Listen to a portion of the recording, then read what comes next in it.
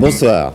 En cette année 90, où la France se prépare à célébrer le 100e anniversaire de la naissance du général de Gaulle, que reste-t-il du mouvement qui porte, sinon son nom, du moins son héritage? Des quatre protagonistes qui se sont affrontés avant-hier aux assises du RPR, Monsieur le ministre, vous êtes le seul à avoir vécu cette époque d'où le gaullisme tire sa légitimité et sa grandeur, c'est-à-dire l'époque de la résistance. Depuis dimanche, vous êtes l'incontestable numéro 2 du RPR. Vous êtes en tout cas le principal interlocuteur de M. Jacques Chirac. Et après l'avoir vu tout à l'heure à 20h dans le journal d'Hervé Claude, eh bien, on a envie de vous entendre ce soir. Vous m'entendrez. Alors, le monde a beaucoup changé au cours de l'année 1989, Monsieur Pasqua, et pourtant, votre parti, le RPR, est resté très silencieux pendant cette année 89. Il n'a rien dit, ou presque, lorsque le mur de Berlin s'est effondré. Il n'a rien dit non plus lorsque Monsieur Delors a dit qu'il faudrait que les 12 pays du marché commun constituent une seule et même nation. En d'autres temps, vous le savez mieux que moi, le fondateur de la Ve République aurait fait entendre sa voix. Il aurait donné son avis sur le nouvel équilibre du monde. Ses héritiers ne l'ont pas fait. Alors vous nous expliquerez ce soir pourquoi ce silence. Quelle est votre analyse de la crise que traverse actuellement le RPR, qui, je le précise, pour la première fois de son histoire, est maintenant partagé entre une majorité et une minorité. Alors, de quelles promesses le gaullisme est-il porteur pour les jeunes? Comment voyez-vous l'avenir de la France? Comment voyez-vous l'avenir de l'Europe? Est-ce que l'Allemagne réunifiée vous fait peur? Eh bien, c'est parti maintenant pour une heure, avec tout de suite une première question des téléspectateurs. SVP Geneviève Moll. Bonsoir, Monsieur Pasqua. Première question qui nous vient d'un cadre de Paris. Ne vous sentez-vous pas, pour partie, responsable du blanchiment de l'argent de la drogue, alors que vous avez conforté l'assise financière des casinos en 88 avec les machines à sous, les casinos étant souvent des lieux de blanchiment? C'est une bonne Ça, c'est direct, brutal. Oui, c'est une bonne question, mais les machines à sous, ça marche avec des pièces. Et si on voulait blanchir l'argent de la drogue avec des pièces, ça prendrait vraiment beaucoup de temps et de patience. Bien, alors, Alain Duhamel, pour un quart d'heure.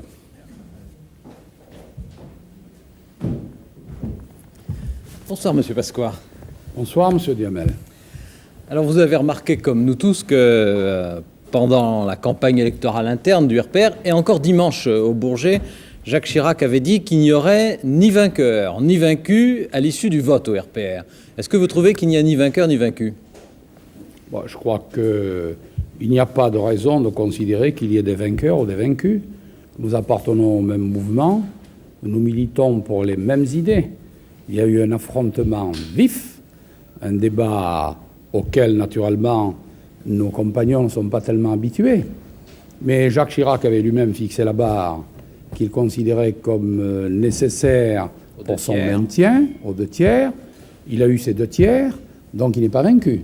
Et vous? Quant à nous, on nous créditait de 14%, on en a fait un peu plus du double. Je crois qu'on est ce soir à 32, puisqu'il y a eu un recomptage. Donc nous sommes relativement satisfaits. Personne ne souhaitait le départ de Jacques Chirac, mais je pense que naturellement le débat était un peu biaisé à partir du moment où il s'était lui-même engagé, où il avait mis son poids dans la balance.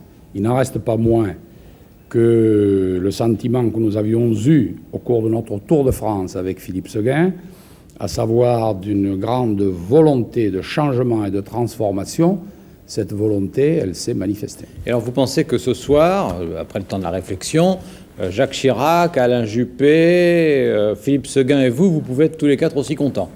Peut-être le niveau du contentement est-il différent selon... Et vous ne voulez pas nous l'apprécier comme ça, en 2 mots? Oh, ben nous sommes contents, très contents même. Bon, vous ne contestez pas le chiffre qui vous donne? Nous ne contestons pas le chiffre, non. Bon, est-ce que vous c'est d'ailleurs pas nous qui avons demandé à ce qu'on recompte. Et est-ce que nous avons seulement demandé à ce qu'on recompte les bulletins du Conseil national. Oui. Parce que là, nous n'avons que 14 élus. Alors 14, ça fait juste 14%.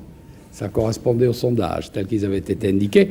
C'est une coïncidence, mais la vie est faite de coïncidences. Et est-ce que vous considérez que maintenant le fonctionnement du RPR tel qu'il est aujourd'hui, c'est devenu un fonctionnement aussi démocratique que vous le souhaitez? Je crois qu'il y a beaucoup à faire sur le plan des structures, sur le plan du comportement et aussi sur le plan des idées. Parce que les structures, c'est une chose. Un parti, c'est bien, mais pourquoi faire? Bon, on va y venir, ça, aux idées. Je crois que sur le plan des structures, il y a beaucoup à faire. Nous en avons d'ailleurs parlé longuement. Ce matin? Vous pensez bien que puisque nous sommes restés 1h30 ensemble avec Jacques Chirac, Alain Juppé, Philippe Séguin et moi, nous avons parlé de l'essentiel. Et l'essentiel, c'est notamment cela. Et vous lui avez fait des propositions? Nous Ou avons exprimé des demandes? Nous n'avons fait aucune demande, nous sommes demandeurs de rien. Nous avons fait des remarques et nous avons fait des suggestions. Bon, et alors vos suggestions? Si on n'est pas en trop. Nos suggestions, elles sont relativement simples, n'est-ce pas? Mais ça ne concerne pas que le RPR. Nous allons parler du RPR, puisque le RPR, c'est notre mouvement. Mais ça concerne tout le monde. Le sentiment que nous avons, c'est plus qu'un sentiment, et en tous les cas le sentiment qu'ont les Français, c'est que les partis politiques vivent pour eux-mêmes et recroquevillés sur eux-mêmes. Et le nôtre aussi. Donc il faut Alors l'ouvrir. nous, le nôtre, naturellement, ça nous choque plus que les autres. Alors il faut l'ouvrir et il faut débattre avec les Français et non plus seulement entre soi. C'est très bien de faire des conventions, des réunions, des colloques, des conciliabules et tout ce qu'on voudra, mais ça n'intéresse personne. Par contre, ce qu'il faut, c'est que les hommes politiques, enfin d'abord, ils devraient se rendre compte du déphasage que vous signalez vous-même dans vos éditoriaux. Alors je ne vais pas vous reprendre. Non, on est d'accord là-dessus. On est d'accord. Il y a le déphasage entre la classe politique Alors, et les oui, Français. on est d'accord, mais peu de gens en tirent les conséquences et les conclusions. Alors nous pensons que le moment est venu, et d'ailleurs c'est ce que nous souhaitions avec Philippe Séguin et ceux qui nous ont soutenus, nous souhaitions que notre mouvement soit le premier à en tenir compte et à se transformer. Alors, pour ouvrir les fenêtres et les portes, qu'est-ce qu'on fait en 2 mots? Bien, pour ouvrir les fenêtres et les portes, il faut débattre. Et lorsqu'un problème se pose, il faut en parler non seulement entre soi, mais il faut en parler avec les Français. Pour ça, il faut sortir de chez soi. Il faut aller à la rencontre des Français, où ils se trouvent. Et il faut leur demander leurs sentiments. Parce que les Français, individuellement, sont déjà un peu fantasques, mais collectivement, ils font preuve d'un très grand bon sens. Alors, il y a 2 Vous voyez thèmes. ce que je veux dire, monsieur Duhamel? Je crois que je vois. Il y a 2 thèmes sur lesquels je voudrais qu'on insiste un petit peu ensemble. Le premier, c'est sur l'appréciation que vous portez maintenant sur l'avenir et les capacités de Jacques Chirac, et l'autre sur l'union de l'opposition. Alors d'abord, je voudrais savoir, vous l'avez encore vu ce matin avec Philippe Séguin, est-ce qu'il y a maintenant, après ce qui vient de se passer pendant 6 semaines, est-ce qu'il y a quelque chose de déchiré entre Jacques Chirac et vous ou pas? Non. Non. Affectivement non plus. Non, non. Quand il a dit c'était mon ami, vous vous rappelez, il avait dit ça à Patrick Poivre d'Arvor. Il a dit ça, moi j'ai dit autre chose. C'était de la campagne, ça. Oui, mettons ça sur le compte un peu de l'énervement réciproque. Est-ce que vous considérez qu'il reste D'ailleurs, durablement... il a dit lui-même ce soir sur une antenne, je crois que c'était la vôtre. Sûrement. Ça, oui. Tout ce qui se fait de bien chez vous, naturellement. Et je crois qu'il l'a dit lui-même. Non, les problèmes, ce ne sont pas des problèmes personnels. Les problèmes qui se sont posés sont directement liés à l'analyse que nous avons faite de la situation politique et aux conséquences que nous en avons tirées. Alors ça, Et cette analyse et ces conséquences n'étaient pas les mêmes. ça, on va y venir quand on va parler de l'Union. Mais je voudrais, en ce qui le concerne, Jacques Chirac, est-ce que vous, Charles Pasqua, qui le connaissez bien, mieux que la plupart des autres dirigeants, est-ce que vous avez l'ombre d'un doute sur ses capacités de présidentiable, donc de président potentiel? Je crois que j'ai pu juger peut-être plus que d'autres de ses qualités d'homme d'État. Elles sont réelles. Pour être président de la République, je crois que c'est comme pour être un grand homme. Il faut la rencontre de circonstances exceptionnelles et d'un grand caractère. Nous verrons bien, l'avenir nous le dira. Et est-ce qu'il y a quelqu'un d'autre au sein du RPR qui puisse avoir légitimement la même ambition? Non. Non. Et en dehors du RPR, par exemple, je ne sais pas moi, Valéry Giscard d'Estaing... Ah oui, certainement. Certainement. Il a été président de la République, ça vous a pas échappé. Non, ça m'a pas échappé. Ça m'a pas échappé, mais si j'ai Non, bonne... je veux dire par là, Si j'ai bonne mémoire, vous me corrigerez si je me trompe, mais si j'ai bonne mémoire, il me semble me rappeler qu'il ne vous donnait pas absolument satisfaction à l'époque. ça, nous Et sommes... que c'était pas votre tasse de thé. Ah oui, mais ça, nous sommes en démocratie. Ça ne m'a jamais empêché de considérer que M. Giscard d'Estaing était un homme de qualité. Je n'étais pas toujours d'accord avec ce qu'il faisait, ça c'est un autre problème. Mais qu'il ait les capacités et les qualités, et qu'il en ait d'autre part envie, ça me semble évident. Bon. Il n'y a pas que M. Giscard d'Estaing, il y en a d'autres. L'histoire du... Mais vous en voyez d'autres dont vous diriez, comme vous le dites à propos de Giscard, il en a les capacités, Oui, par exemple. Raymond Barre. Et en dehors de ces deux-là qui ont déjà été soit candidats, Je soit crois qu'en présidents. dehors de Jacques Chirac, de Raymond Barre et de Valéry Giscard d'Estaing, pour le moment, à l'heure actuelle, au moment où nous parlons, je ne vois personne d'autre, mais les élections présidentielles ont lieu dans 5 ans. Ça change pas beaucoup alors. Hein. Ben oui, mais c'est comme ça. Pour préparer quelqu'un, il faut du temps. C'est pas en étant ministre ou secrétaire d'État une fois, et pas longtemps. Il faut plus de temps que ça. Vous pensez à quelqu'un? Non, c'est une réflexion. Comme ça? Bon. Vous aviez exprimé les semaines passées à plusieurs reprises des réserves sur l'idée de Jacques Chirac d'un contre-gouvernement. Est-ce que, après l'avoir vu ce matin, avoir rediscuté, vous continuez à être sceptique sur l'utilité d'un contre-gouvernement? Tout ce qui peut concourir à renforcer l'union de l'opposition et par conséquent sa crédibilité est bon. Et est-ce que ça concourt, Mais ça? je crois qu'avant de se lancer dans cette démarche, il vaudrait mieux s'assurer que les autres peuvent l'accepter, faute de quoi on risque d'obtenir le résultat contraire à celui que l'on a recherché. Mais derrière cette idée se profile un vrai problème. Si on est d'ores et déjà en train de se mettre dans la perspective d'une nouvelle cohabitation, je crois qu'on commet une erreur monumentale. Vous seriez contre une nouvelle cohabitation, c'est-à-dire que si l'opposition gagne les législatives dans 3 ans, vous pensez qu'elle ne doit pas cohabiter comme elle l'a fait la dernière fois? Ah, ça, c'est certain. C'est certain. Ah oui. Et pourquoi est-ce que cette fois-ci vous pensez ça et que la fois d'avant vous pensiez autrement? Parce qu'on a déjà donné. Parce que vous avez perdu. Non, parce qu'on a fait une expérience. Nous sommes entrés dans la cohabitation, dans ce système de cohabitation, c'était d'ailleurs naturel qu'on y entre, mais nous sommes entrés dans ce système de cohabitation avec notre bonne foi, et je vais vous faire sourire, monsieur Duhamel, je dirais même avec notre candeur. Et nous avions en face de nous quelqu'un qui, lui, s'est comporté tout à fait différemment, et qui n'a pas respecté les règles du jeu. Et nous avons commis, à mon avis, 2 erreurs. La première, lorsque François Mitterrand, le 14 juillet 1986, a refusé de signer les ordonnances où nous aurions dû partir.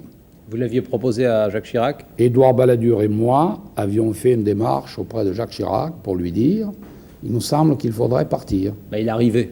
Jacques Chirac était très tenté de le faire, mais il nous a dit « je suis déjà parti une fois, je ne peux pas avoir l'air de devenir un spécialiste de ce genre de choses ». Nous sommes donc restés.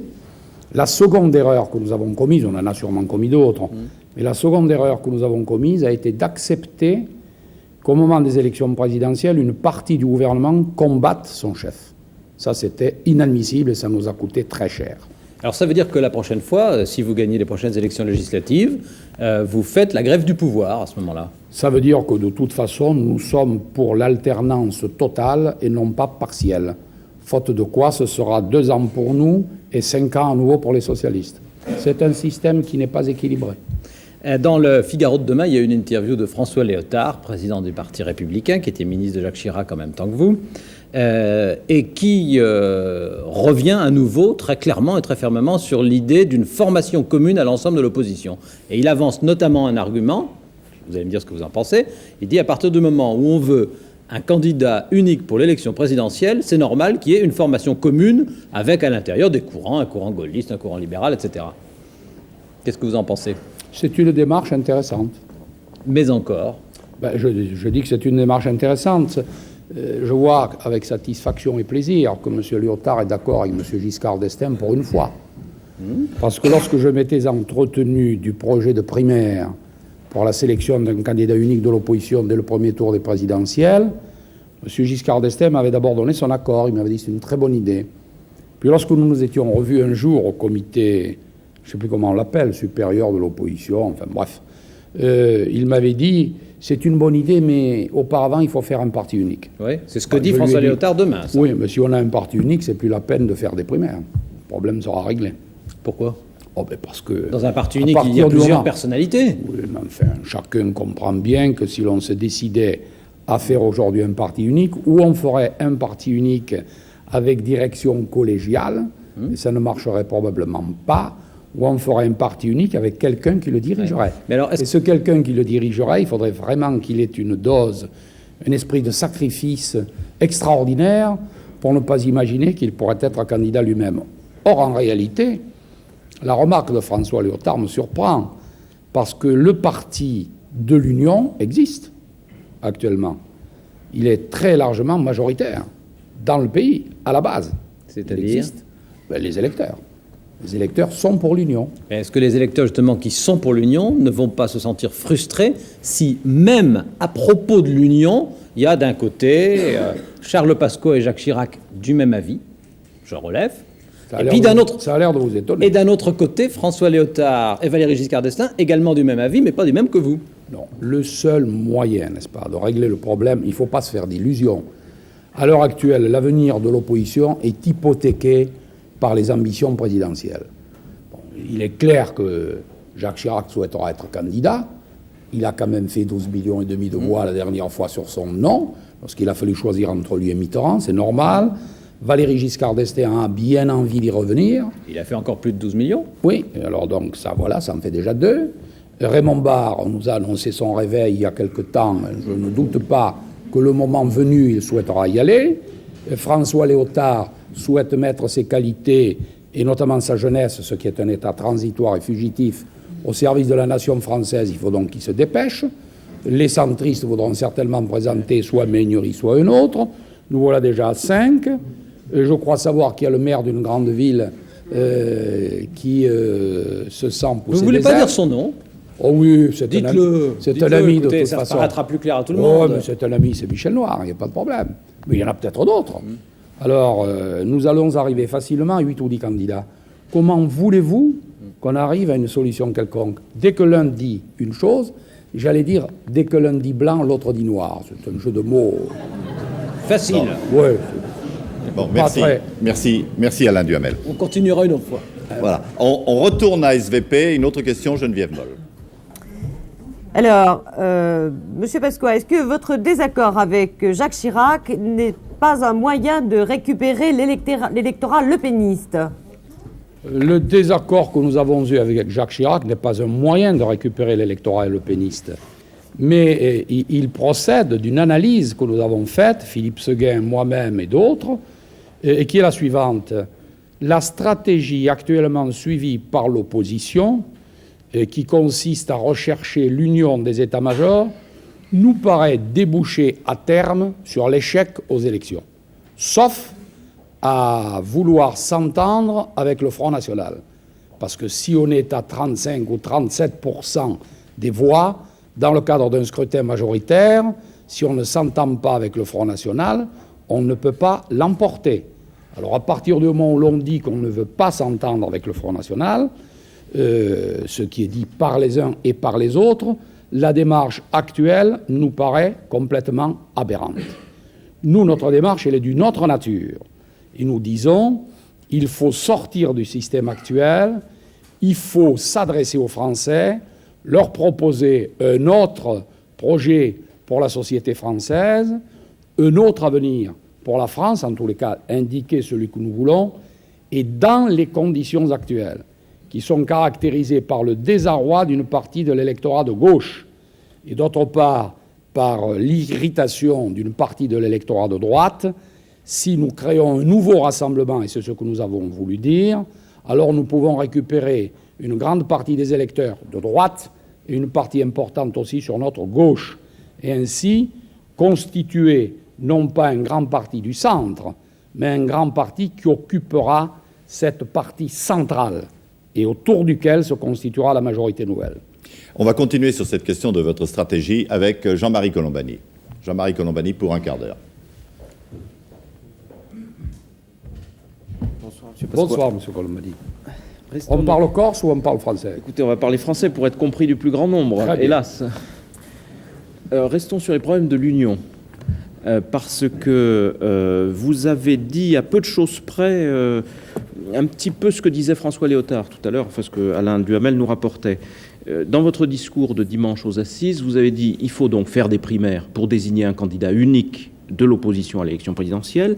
Et à ce moment-là, disiez-vous, la grande formation commune à vocation majoritaire existera ipso facto.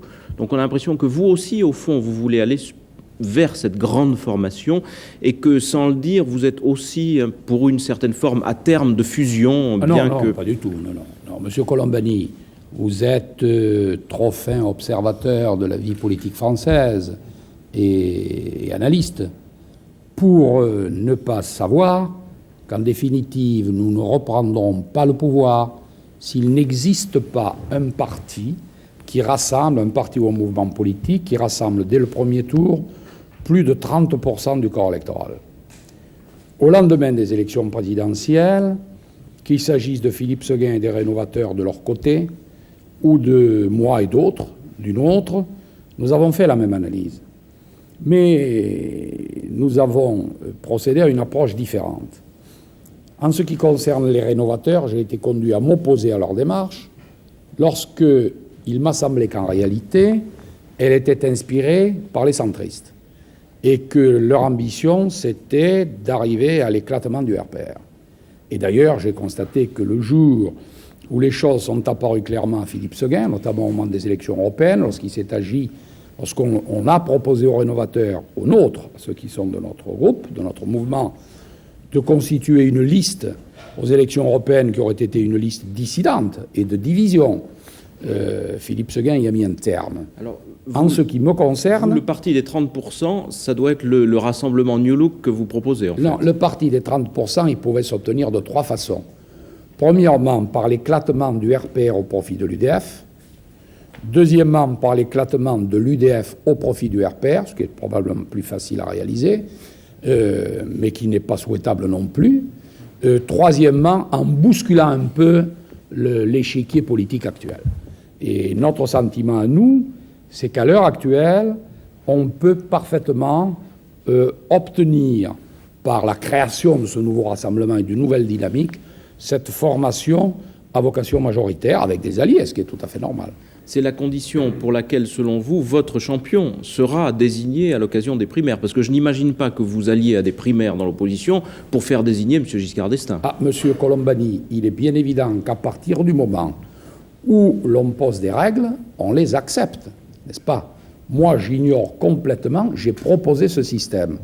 Il ne vous a pas échappé que je l'ai proposé avec M. Gérard Longuet, oui, qui n'est pas un chiracien conditionnel, avec M. Philippe Mestre, qui n'en est pas un non plus, avec Alain Peyrefitte, qui est RPR, c'est indiscutable, avec un certain nombre de constitutionnalistes. Nous avons réfléchi et nous avons proposé un système. Je vous rappelle que le système que nous avons proposé se soumet à l'arbitrage des électeurs.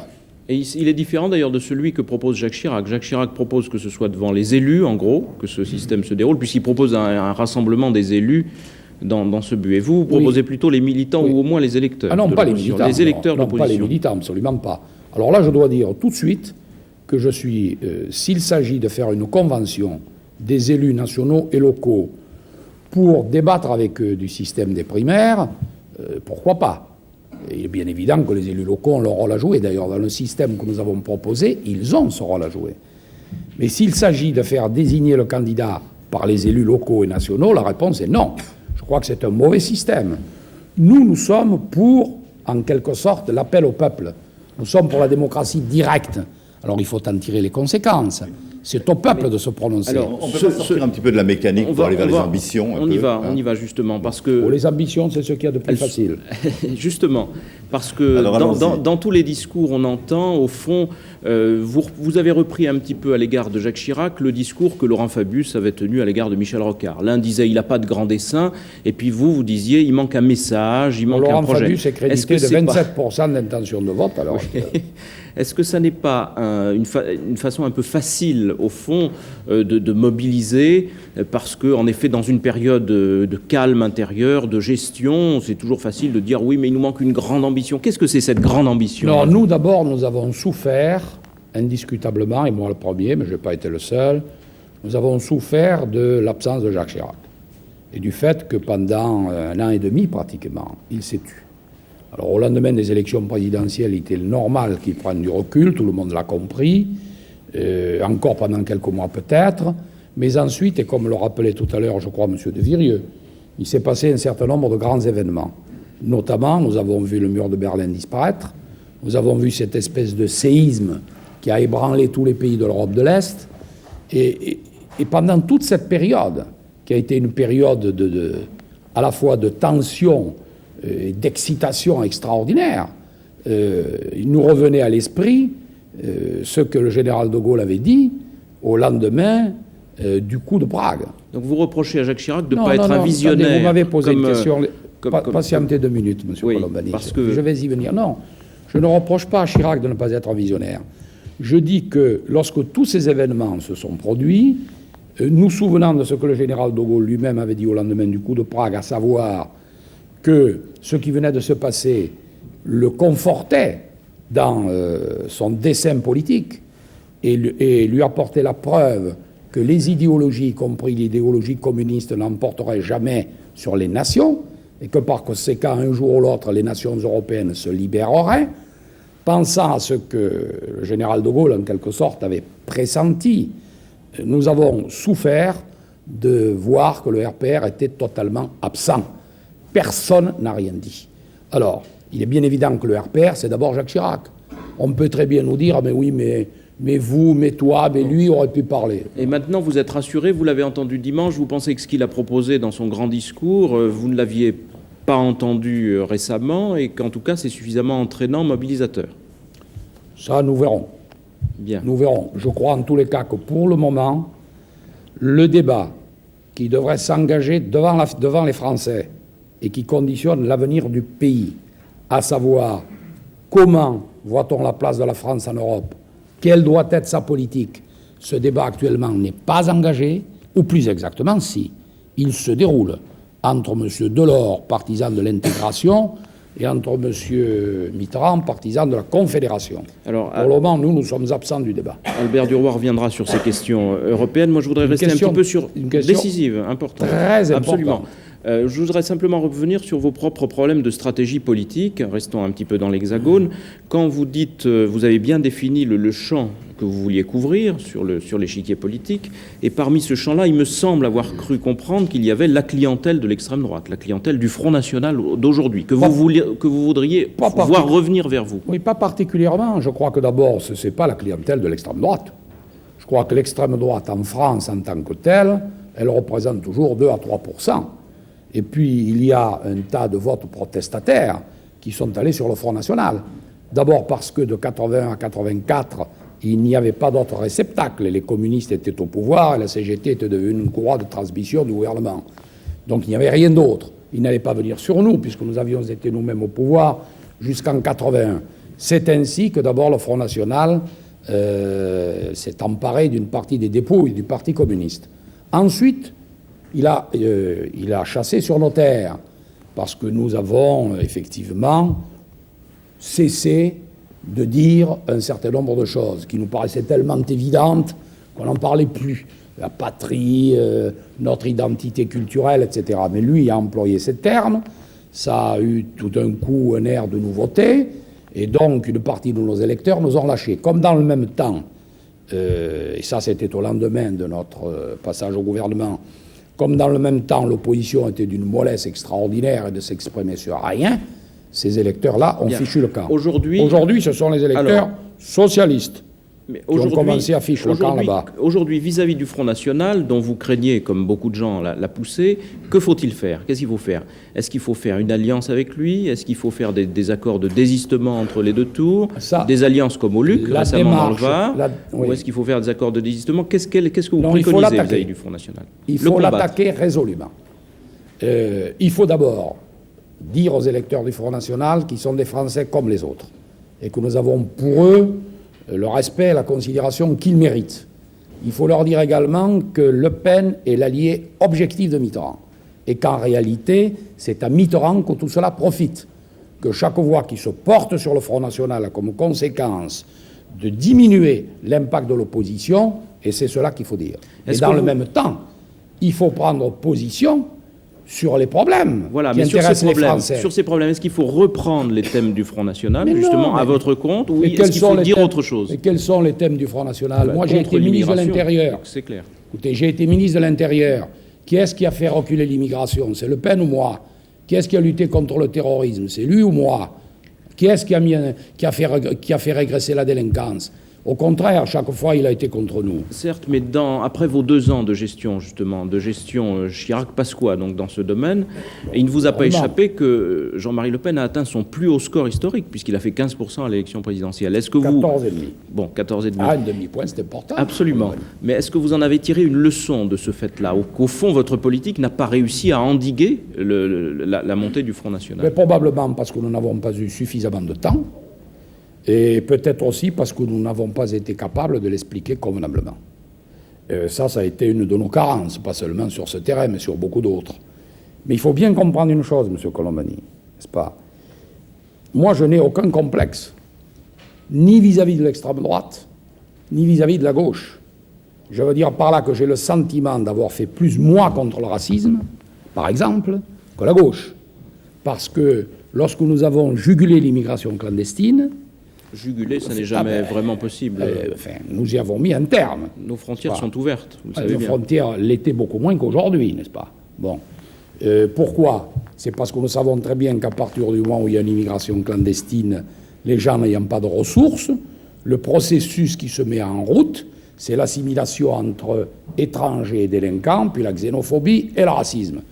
Donc les seules mesures qui ont été prises à l'époque, qui ont été prises depuis, les seules mesures pratiques, efficaces, ce sont celles qu'a prises notre gouvernement. Mais dans le même temps, pour lutter contre l'immigration clandestine, il y a d'autres mesures à prendre. D'abord, nous n'aurions pas pu conduire la politique que nous avons conduite, Philippe Séguin qui est derrière moi, et moi, parce qu'il était ministre de la population à cette époque-là. Et une partie de l'action le concernait.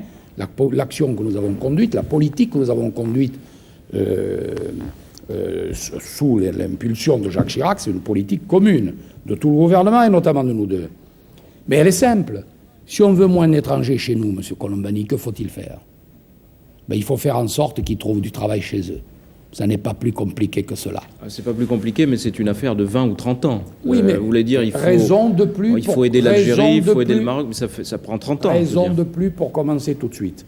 Moi, je n'aurais jamais pu obtenir le résultat que j'ai obtenu à l'époque, je parle sous le contrôle de Philippe qui est derrière vous, si nous n'avions pas eu le concours de tous les pays africains et des pays maghrébins. Et cela, je ne l'oublie pas. De même qu'il suffit de regarder la place de la France sur une carte pour se rendre compte que dans son environnement immédiat, il y a le Maghreb. Et derrière, il y a l'Afrique. Et il est bien évident que notre intérêt politique et aussi notre intérêt économique, les deux, nous commandent de tout mettre en œuvre pour aider à la stabilité politique et au développement économique de ces pays. Tout ce qui se passe au Maghreb aura fatalement des conséquences chez nous à la fin du siècle, c'est dans pas longtemps, dans 10 ans. Il y aura 100 millions de Maghrébins, dont 60% de moins de 20 ans. Eh bien, si nous voulons que les choses se passent convenablement, il faut aider l'Algérie, la Tunisie, le Maroc, et il faut aider les pays africains. Et nous sommes trop frileux, et je le regrette de dire, et je le dis avec force, j'ai le regret de dire que la politique de coopération que nous avons engagée avec Jacques Chirac en direction des pays africains et des pays maghrébins a été en quelque sorte abandonnée par le gouvernement de gauche. Voilà la réalité des choses. Merci Jean-Marie Colombani. Juste un dernier mot qui est une petite inquiétude. Vous allez nous dire si vous restez ou non président du groupe sénatorial RPR, parce que cet après-midi devant le groupe, vous avez été critiqué. On vous a même demandé de démissionner et vous avez été critiqué par l'amiral de Gaulle. Je pense qu'il fallait le dire. Écoutez, d'abord, les réunions... D'abord, c'est moi qui ai provoqué cette réunion.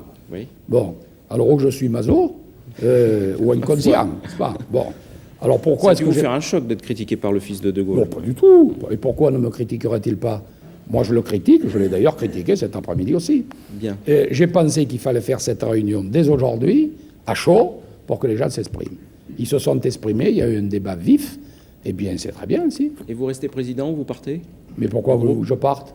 Bon. C'est pas parce qu'il y a deux personnes qui me disent pourquoi est-ce que vous partez pas? Et pourquoi voulez-vous que je parte? Bon, Jean-Marie Colombani, c'est vous qui partez. Et on repasse à SVP, Geneviève Moll. Monsieur Pasqua, que pensez-vous du non-lieu pour Monsieur Nucci? Je n'en pense rien. Pas de commentaire. Allez, Geneviève Moll, vous avez droit à une autre question. Ah ben c'est très bien. Vous critiquez Monsieur Marché qui s'est rendu chez Ceausescu, mais vous vous rendez souvent chez le roi du Maroc. Est-ce qu'il n'y a pas là une petite contradiction? Ça, je dois dire que c'est une question assez étonnante. D'abord, je rappellerai simplement ceci, au cas où votre correspondant l'aurait oublié, c'est que le Maroc a pris une part non négligeable à la libération de la France et que pas mal de Marocains sont tombés sur le sol français. Je rappellerai aussi que le père du souverain actuel du Maroc, Sa Majesté Mohamed V, était compagnon de la libération. Ce n'était pas le cas de M. Ceausescu. Bien, on enchaîne avec Albert Duroy pour un quart d'heure. Bonsoir, M. Pasqua. Bonsoir, M. Duroy. Tout d'abord, des questions rapides, incisives et des réponses courtes, c'est ça? On se connaît, alors c'est pour ça que je le dis. vous pouvez répondre, je pense, brièvement à la première question que je vais vous poser. Qu'est-ce que c'est que cette espèce de trick que vous avez apporté, qui est affiché au mur, là? Ah, c'est pas une trick, ça, monsieur. Non, je sais bien que c'est pas une trick, Ouais. mais je voudrais savoir ce que c'est. C'est un maquila. Alors, le maquila, c'est une canne qui est utilisée dans le Pays Basque, qui était utilisée autrefois dans le Pays Basque par les montagnards, les bergers. Et j'aime bien les Basques, c'est un peuple de montagnards rudes, solides. Et ça me rappelle que je suis moi-même de descendance de montagnards, de gens également rudes. Et j'ai quelque chose de commun avec eux. Quand j'étais enfant, j'ai été berger pendant les vacances. Bon, Il y a quelque chose d'écrit aussi dessus. Hein. Oui. Vous nous le on ne dites. voit pas d'ici. Ah, c'est la devise en basque, ça. C'est combatif dans Vous l'ombre, traduisez.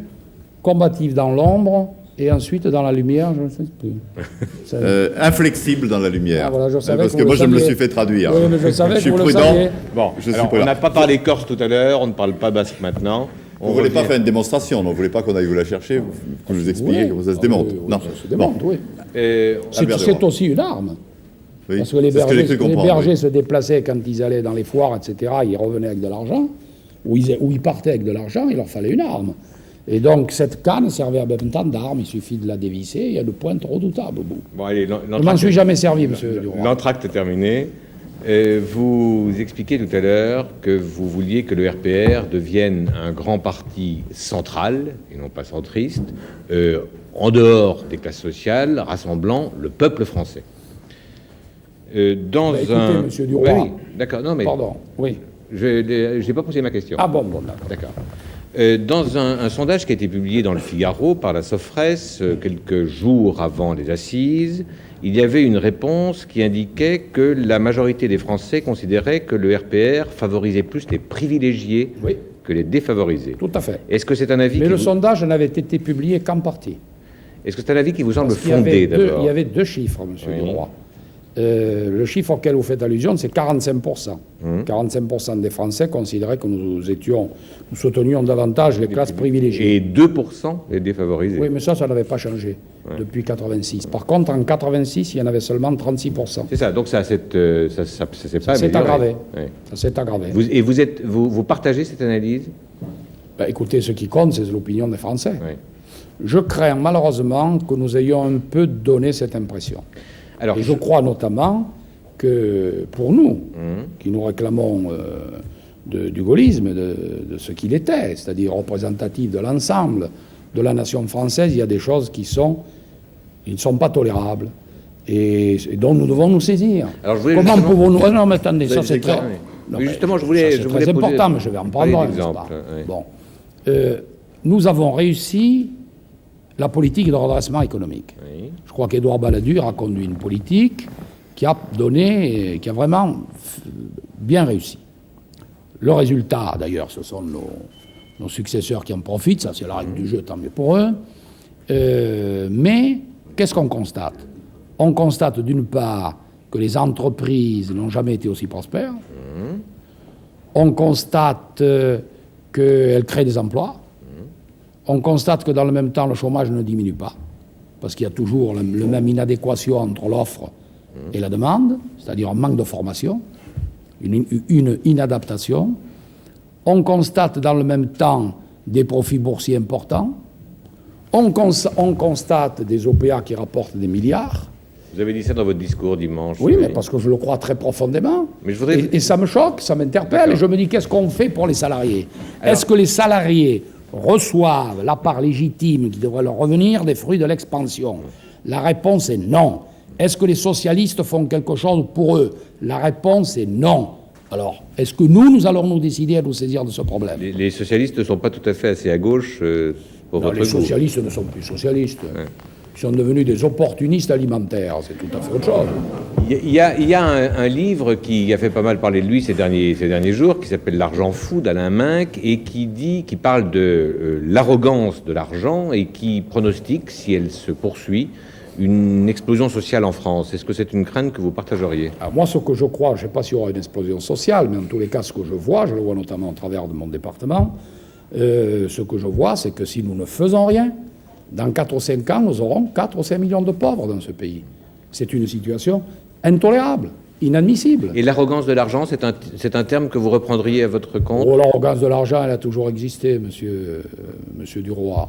Vous savez, les gens qui ont vraiment de l'argent depuis longtemps ne sont pas arrogants. Ceux qui l'ont gagné facilement et depuis peu de temps ont tendance effectivement à être arrogants. Alors, et ceux qui le réinvestissent dans les affaires ne sont pas arrogants. Le fait, par exemple, que les revenus du capital soient considérablement moins imposés que les revenus du travail, c'est-à-dire essentiellement les salaires, ça vous choque? C'est pas normal. C'est pas normal. Non. Vous revenez au gouvernement... Je dirais que c'est ce que nous avons fait. Oui. Oui. Vous revenez au gouvernement, est-ce que vous supprimez l'impôt de solidarité sur la fortune? Bon, d'abord, je ne serai sûrement pas ministre des Finances dans le gouvernement. Non, mais votre gouvernement. Ah ben, le gouvernement, d'abord, je ne sais pas si j'y serai. Bon, enfin, supposons que nous soyons dans un gouvernement. Il le propose, vous le votez ou pas? La suppression de l'impôt sur la fortune? Oui. Non, attendez, pardon. La suppression de l'impôt de solidarité sur la fortune. Ah non, je ne le voterai pas. Je ne m'y associerai pas. C'est-à-dire que vous souhaitez que cet impôt soit maintenu? Oui. Je crois qu'on a fait une bêtise le jour où on l'a supprimé. Nous avons cédé un peu trop facilement aux sollicitations du patronat, qui nous a expliqué un certain nombre de choses, notamment que la suppression de l'impôt sur la fortune était indispensable pour créer un climat de confiance, et deuxièmement, que naturellement, dès que nous serions aux affaires et que nous aurions décidé de la suppression de l'autorisation administrative de licenciement, il se créerait automatiquement 300 000 emplois. Eh bien, il est évident que pour gouverner un pays, il ne faut pas tenir compte des sollicitations des uns et des autres. Nous avons cru qu'il fallait le faire. Je suis solidaire de ce qui a été fait. Je ne dis pas, je ne condamne personne, je me condamne moi-même. Mais je dis que nous avons eu tort. Voilà. Il y aurait d'autres sujets. Seulement, Philippe Seguin, moi et quelques autres, on reconnaît qu'on a eu tort. Puis il y en a qui ne reconnaissent pas qu'ils ont eu tort. Nous, on essaie de se remettre en question. On essaie de se demander, de se poser un certain nombre de questions.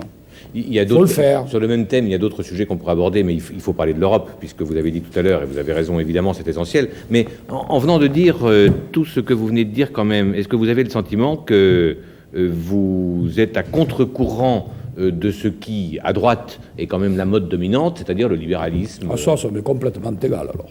Mais ça m'est complètement égal. Je suis pas tellement... Je suis pour la liberté en matière économique, parce que c'est le véritable moteur de l'économie, la liberté. Mais je me souviens aussi qu'en France, nous sommes dans une situation particulière.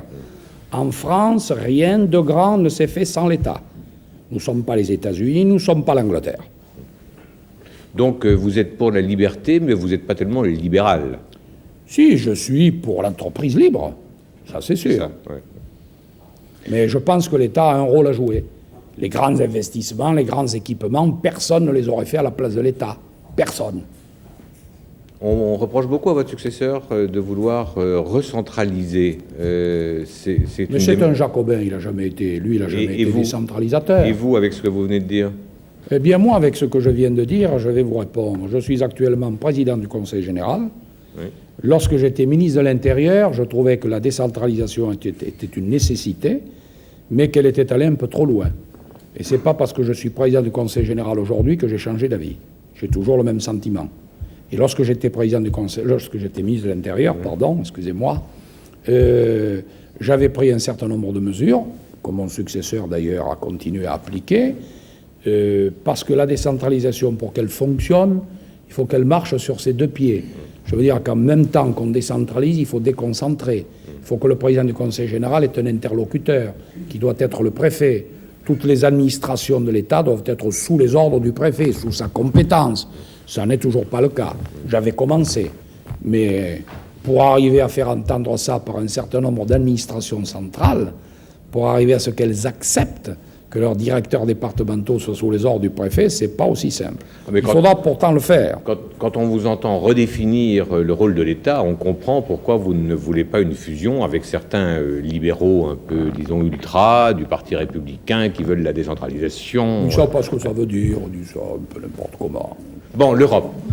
L'Europe, il y a une phrase qui m'a beaucoup frappé dans votre discours aux assises de dimanche. Vous y avez fait allusion tout à l'heure, en parlant du débat européen entre la Fédération de Delors et la Confédération de Mitterrand. Vous avez parlé de la lucidité de M. Mitterrand dans votre discours. Une fois n'est pas coutume. Hein. Absolument. Et bon, je résume votre formule, elle était dite autrement, qui en gros a récupéré l'idée européenne du général de Gaulle. Vous êtes d'accord, vous vous reconnaissez... Pompidou avez-vous ajouté d'ailleurs? Vous vous reconnaissez dans la politique européenne de Mitterrand? Ouh, n'allons pas si vite. Hein. Allons pas si vite.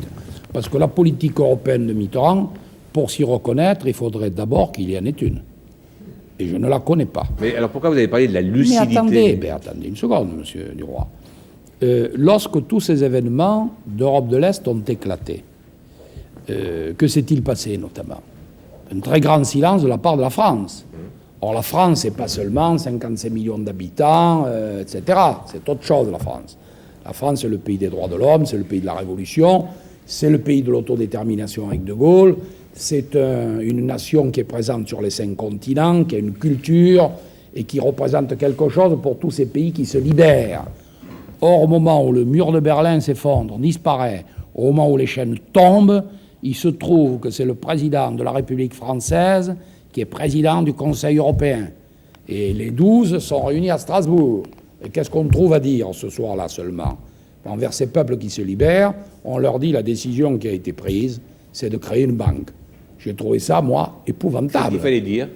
Ben, j'imagine ce qu'aurait dit le général de Gaulle. Peut-être même ce qu'aurait dit Mitterrand 5 ans avant. Alors si vous imaginez, qu'est-ce qui... Ah non, moi je ne vais pas me mettre, je ne vais pas faire parler le général de Gaulle. Mais je dis simplement que ces peuples avaient besoin de chaleur. Ils avaient besoin de sentir qu'ils étaient accueillis. On aurait dû leur tendre les bras, on aurait dû leur dire on est prêt à partager avec vous. Enfin, vous nous rejoignez, vous êtes libres. Et dire, on n'a rien dit de tout ça. Et dire à tous, dès que vous êtes démocratique, vous pouvez rentrer dans la communauté européenne? Mais la communauté européenne, elle est bien malade.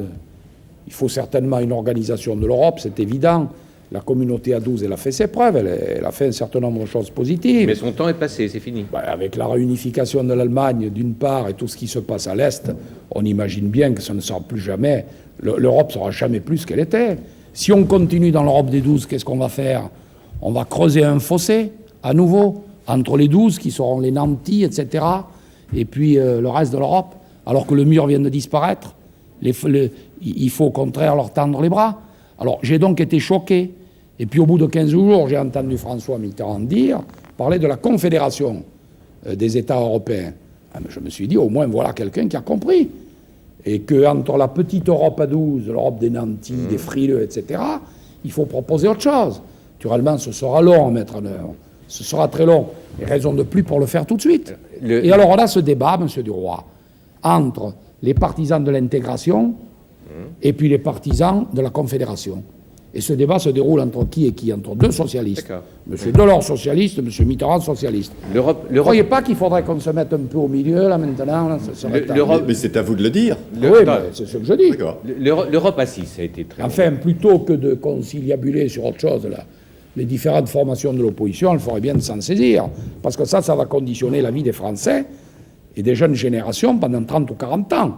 Selon l'évolution qui aura lieu, il y aura des risques de tensions graves, voire même de conflits en Europe. L'Europe à 6 a été de longue affaire, l'Europe à 9 a été encore plus difficile à faire, l'Europe à 12, déjà, il y a un certain nombre d'Européens qui disent qu'elle commence à se dissoudre, à n'être plus aussi cohérente. L'Europe à 20 que vous envisagez, est-ce qu'elle existera encore? Et est-ce que finalement, la raison pour laquelle vous souhaitez que cette Europe s'élargisse au maximum, c'est pas parce que vous n'êtes pas pour l'intégration européenne? Pourquoi nous prêter d'aussi noirs dessins, monsieur Duroy? Vous voulez qu'elle se dissolve dans un ensemble tellement vaste? Mais l'intégration européenne, de toute façon, elle est irréalisable. Chacun le sait. Il faut être Delors pour croire à ça, n'est-ce pas? Il a la tête dans les nuages. Hein? La Grande-Bretagne n'acceptera jamais l'intégration. Et vous pensez que l'Allemagne réunifiée ne va avoir qu'une ambition, c'est de servir de colonne vertébrale à l'Europe des 12? Évidemment pas. L'unité monétaire, vous n'y croyez pas? L'unité monétaire, si on peut y arriver, c'est très bien. L'unité... Les Allemands vont avoir d'autres chats à fouetter actuellement. L'unité politique? L'unité politique? Mais écoutez, on a eu tout le temps de la faire, l'unité politique. De Gaulle lui-même l'avait proposé il y a bientôt plus de 20 ans. Elle n'existe pas. C'est à ce moment-là qu'il fallait essayer de la mettre en route. Elle n'existera jamais? Jamais, non, on ne peut pas dire ça. Un exécutif européen? Un exécutif européen? En tous les cas, la France ne peut s'en remettre à personne du soin d'assurer sa sécurité et d'assumer sa politique étrangère. Ça, c'est tout à fait exclu. Est-ce que si on vous Voilà un beau sujet de débat avec M. Giscard d'Estaing, par exemple. Absolument. Qui, lui, dernière question. Pour l'intégration. Si on vous C'est déjà fini? Oui. J'ai droit à une question. Si on vous applique le terme, le qualificatif de nationaliste, est-ce que vous l'assumez ou pas? Si par nationaliste vous entendez quelqu'un qui aime sa patrie, je réponds oui. Je préférerais donc patriote que nationaliste. Mais le nationalisme, tel que peuvent le concevoir les Français, ça n'a rien à voir avec ce sentiment un peu d'arrogance. C'est pas du tout ça. La nation française, c'est pas ça. C'est au contraire. Ou de repli, de protection. Pas du tout. La nation française, c'est très ouvert, c'est très accueillant, et c'est porteur d'un message vers l'extérieur. C'est pas le repli. Bien, on retourne voir les questions des téléspectateurs. SVP, Geneviève Moll, 3 dernières questions, 3 seulement. Monsieur Pasqua, est-ce que vous ne craignez pas cette réunification de l'Allemagne à laquelle nous assistons? Je crois d'abord que la réunification de l'Allemagne est inévitable. Elle est en route. Je crois que c'est un sentiment normal et naturel pour le peuple allemand. Peut-être aurait-il pu y avoir d'autres évolutions. Et c'est vrai qu'il y a 1 an ou 2, on n'avait pas l'impression que la réunification de l'Allemagne était imminente. Mais elle se réalise. À nous d'être vigilants. Et à nous aussi, actuellement, de montrer aux Allemands que nous les comprenons. Il ne s'agit pas de prendre une attitude frileuse. Mais dans le même temps, il faut être vigilant. Notamment ce que nous disions tout à l'heure en parlant de Jacques Delors. Si nous réalisions l'intégration à l'heure actuelle, ce serait l'Europe allemande. Il faut en être conscient. Geneviève Moll. Monsieur Pasqua, une question d'un représentant de commerce qui se dit être UDF. Pourquoi ne créez-vous pas votre propre parti politique? Parce qu'il y en a déjà tellement que ça ferait un de plus. Dernière question. Dernière question. Si vous aviez un choix à faire entre M. Mitterrand et M. Le Pen, qui choisiriez-vous? Personne. Albert Duroy. Non, on a commencé par la drogue, je voudrais terminer par la drogue. Est-ce que vous êtes d'accord avec la levée de tout secret bancaire dès qu'il s'agit de l'argent de la drogue? Ah ben bien entendu. J'avais moi-même, lorsque j'étais ministre de l'Intérieur, demandé au ministère des Finances de mettre à notre disposition un certain nombre de spécialistes pour pouvoir mettre un peu notre nez dans ces affaires. Mais la législation française est très, très compliquée dans ce domaine. Mais c'est vrai qu'il faut le faire. Juste un dernier mot. Quand Philippe Séguin, qui est ici, dit le gaullisme, c'est une idée neuve, ça veut dire quoi? Ça veut dire que si par gaullisme on entend la primauté de l'intérêt général sur les intérêts particuliers, si on entend le service de l'intérêt général, si on entend la solidarité, si on entend la générosité, alors le gaullisme, c'est une idée neuve. Albert? Sur la Vous voulez adhérer? Quoi? Vous voulez adhérer? Moi, je ne signe jamais, sauf des chèques de temps en temps chez les commerçants. Vous parlez de solidarité. Il y a un grand débat qui concerne la région parisienne, quand même 10 millions de personnes, Vous êtes président du Conseil général des Hauts-de-Seine. Ça ne va pas échapper, ça. Oui, non. Les Hauts-de-Seine, c'est considéré comme un département privilégié dans la région parisienne. Et puis, il est question de faire partager un peu entre les départements ou les communes les plus riches et les départements ou les communes de la région parisienne les plus pauvres. Est-ce que vous êtes d'accord avec ce partage? D'abord, comme disait l'autre, chacun a ses pauvres. Je veux dire par là que les Hauts-de-Seine, c'est pas quelque chose où la richesse est uniformément répartie. Il y en a apparemment moins qu'en Seine-Saint-Denis. Écoutez, il y a Malakoff, il y a Bagneux, il y a un certain nombre de secteurs, il y a Gennevilliers, il y a un certain nombre de secteurs difficiles. Non, mais la solidarité, c'est une solidarité au niveau d'une région. Mais la solidarité, mais nous la faisons déjà au niveau du département. Nous, la pauvreté, on est de droite, mais ça ne veut pas dire qu'on n'est pas de cœur, comme aurait dit quelqu'un. Quand M. Rocard découvre tout d'un coup la nécessité de rénover les HLM, je sais pas, évidemment, il ne doit pas connaître beaucoup d'HLM, il n'en a pas vu beaucoup dans sa vie, lui, bon, compte tenu de ses origines. Mais nous, en ce qui nous concerne, lorsque M. Rocard met 20 millions pour rénover les HLM, nous en mettons 200 dans notre département. Nous mettons 200 millions cette année pour rénover les offices HLM. Lorsque, dans le cadre de la lutte contre la pauvreté et la précarité, le gouvernement met 1 million, nous en mettons 10. Et ce que j'ai demandé aux assistantes sociales de mon département, on leur a donné les moyens pour qu'elles ne répondent pas à une demande de quelqu'un qui est malheureux par un imprimé. On leur donne les moyens pour qu'elles règlent les problèmes sur place. Alors, M. Rocard et son gouvernement, plutôt que de nous donner des leçons ou des conseils, il ferait mieux d'assumer leurs responsabilités. Bien. Alors, leurs responsabilités, ils ne les assument pas dans le domaine de la construction, du logement, des transports. Alors, nous n'avons aucun complexe. La solidarité, oui, mais que le gouvernement donne l'exemple. Il en est loin. Bien. Monsieur Pasqua, comme Monsieur Delors le mois dernier, vous allez échapper au verdict de la Sofres parce qu'en effet, le nouvel horaire de l'émission fait que la Sofres ne peut plus faire ses sondages dans des conditions de rigueur scientifique suffisantes et que nous avons préféré y renoncer. Voilà.